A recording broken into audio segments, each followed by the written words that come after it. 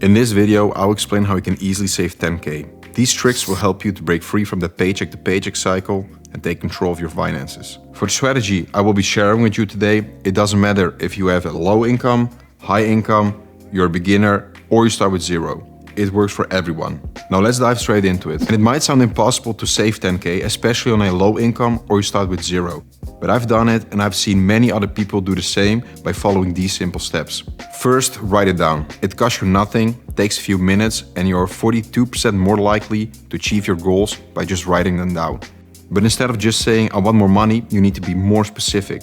Write down why you want this. For example, you're tired of living paycheck to paycheck, you want less stress in your life by taking control of your finances, or you want to provide a better life for your children, parents, or family. These why statements will help you to remind yourself why you are doing this plan in the first place.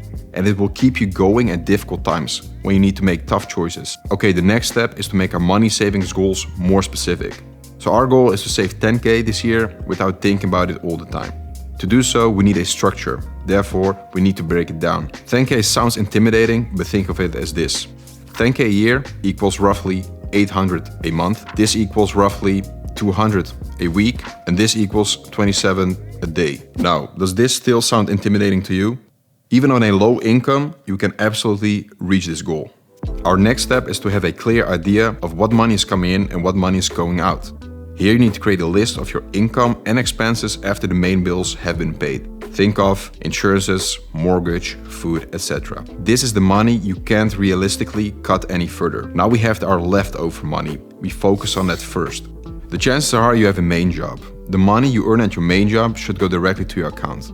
Here you can decide to go to your regular account or your savings account. And for this step we have two options. One, either we automate it, so each month your money goes directly automatically to your savings account, or you do it manually, and when you do it manually, as it sounds, you do it manually each time yourself.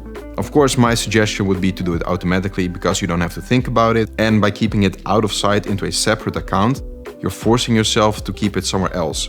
And in this sense, you increase your own chances to reach your goals and to reach them sooner. And in this way, you're preventing yourself from spending money on things you don't really want or don't really need. These days, most banks offer applications in which you can set up these kinds of transfers very easy in just a minute. So in a simple way, you're making sure you're making the correct financial decision. Bonus tip.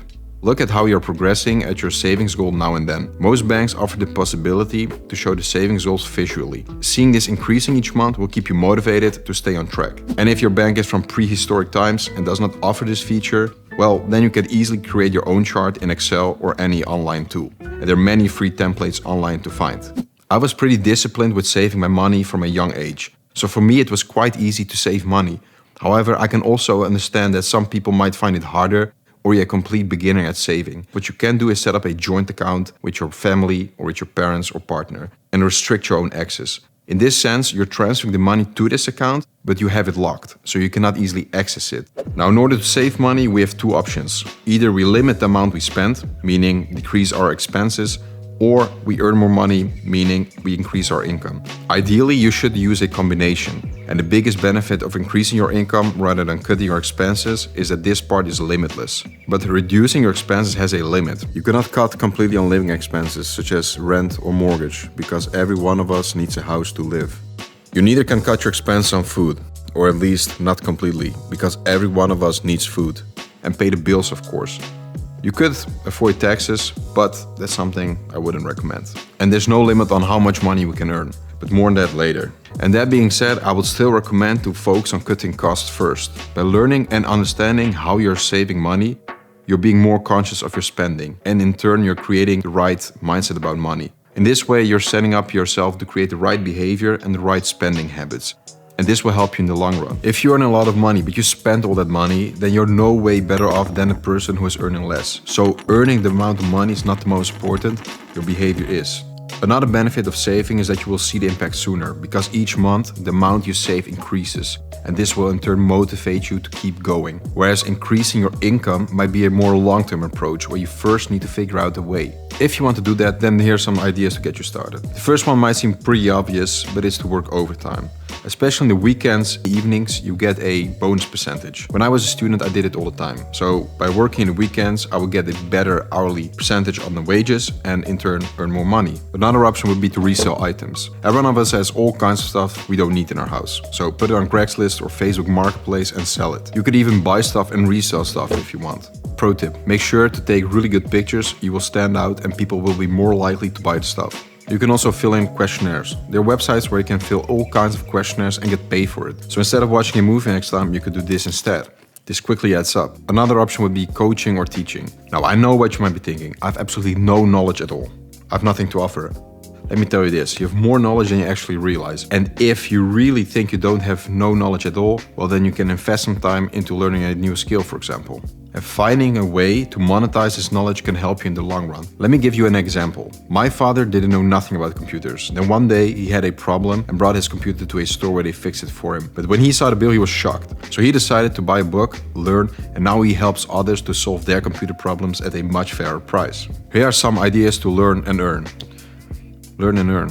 Pretty good concept. Anyways, here are some ideas to learn and earn, or to make it sound more nice, side hustle. Content creation. You could create any content you like on any platform you prefer. Make sure it's something valuable to other people. You have many options like Skillshare, Instagram, or YouTube like myself. Another option would be online courses. You could create your own course, sharing your knowledge you already have, or learn something new and then share your knowledge. I work in the tech space, so for example, I could create a course on coding. You could also write a book. Writing a book is a one-time investment. However, you will still earn royalties ever since the book has been published. A friend of mine did this and he's still earning money by doing nothing practically. Then we have the one you've all been waiting for, dropshipping. Okay, I will be honest, I have absolutely no idea about dropshipping at all. But I've seen some young kids on YouTube earning quite some money with it, so you could search for info online.